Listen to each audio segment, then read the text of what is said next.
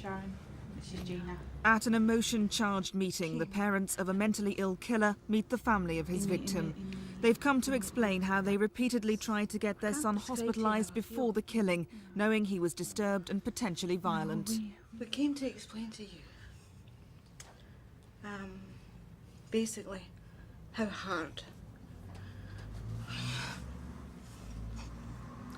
we tried to section Stephen when we knew he was ill. Yeah. And no one listened to us.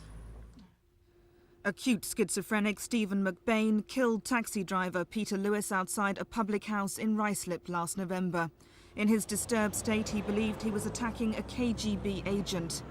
Stephen's parents had repeatedly contacted social services in Ealing, where he'd moved to from Scotland, asking for their son to be hospitalised.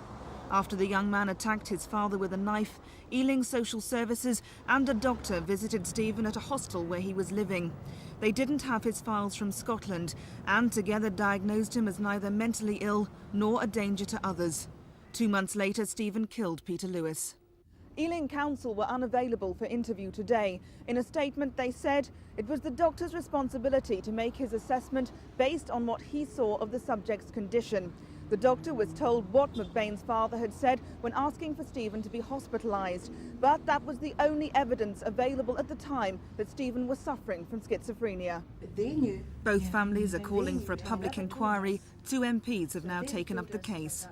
This particular case, though, I found especially horrific because the father himself, who knew his son so well, gave a warning that he was a schizophrenic. The father himself had been attacked and stabbed by his son.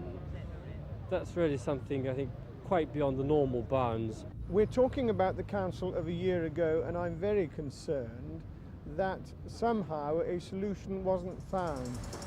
Stephen McBain is now being held in a secure hospital unit after admitting manslaughter on the grounds of diminished responsibility. Jane Ball in Ealing for Thames News.